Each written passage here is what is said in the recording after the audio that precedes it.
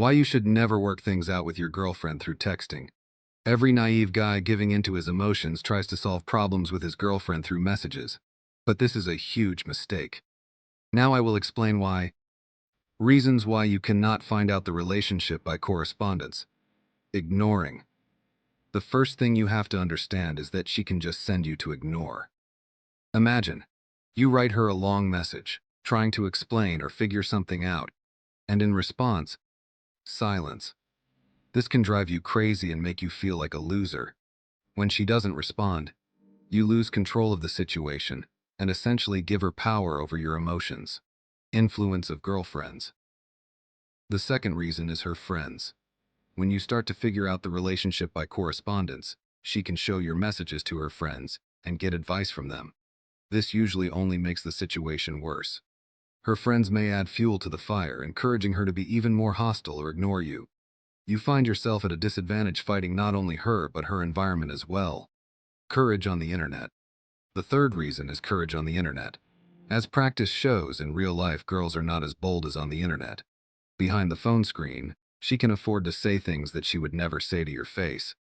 This is comparable to a gamer who screams that he will beat you, but when you meet he will not be able to utter a word. It's important to realize that virtual courage does not equal real courage. Emotional response. Managing your emotions. When you're figuring out a texting relationship, you give in to your emotions.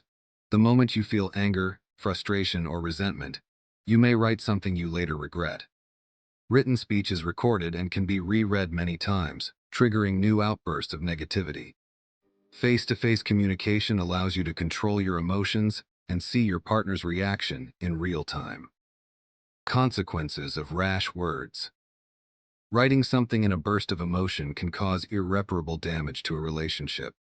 Words spoken in a moment of anger can be very painful and remembered for a long time. In real life, you can soften your tone, change your intonation, or express regret immediately after what you've said.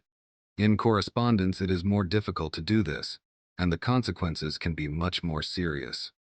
Recommendations. Face-to-face communication. If you have problems or misunderstandings in your relationship, it is best to discuss them in person. Face-to-face communication allows you to understand each other better, to see your partner's nonverbal signals and emotions. This helps to reduce tension and find a constructive solution. Control over the situation. Face-to-face communication gives you control over the situation. You can choose the right time and place to talk, set the tone of communication, and steer it in the right direction. This avoids unnecessary conflicts and misunderstandings. Preparing for the conversation. Before you start the discussion, think about what you want to say and what your goals are. This will help you to have a more constructive conversation and avoid unnecessary emotional outbursts. Preparation will also help you feel more confident and in control of your emotions. Practical tips. Stay calm.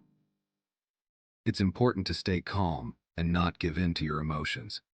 If you feel yourself getting angry or nervous, pause, take a deep breath, and try to calm down. Remember, your goal is to solve the problem, not make it worse. Choose the right time. You don't want to start a serious conversation when you or your partner is tired, irritated, or busy. Find a good time when you're both ready to have a constructive discussion. This will help avoid unnecessary conflicts and misunderstandings. Listen to your partner. During a conversation, it is important not only to talk but also to listen. Try to understand her point of view and feelings. This will help you better understand the problem and find a solution together. Show empathy and respect for her opinion. Be constructive.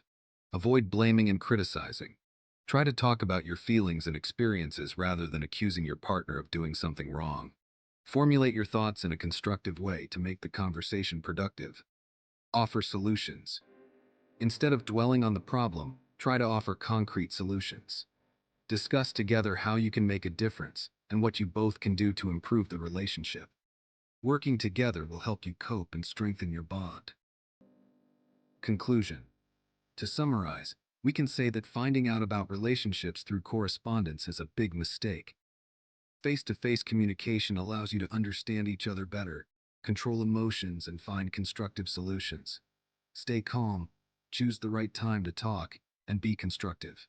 This will help you avoid unnecessary conflicts and strengthen your relationship.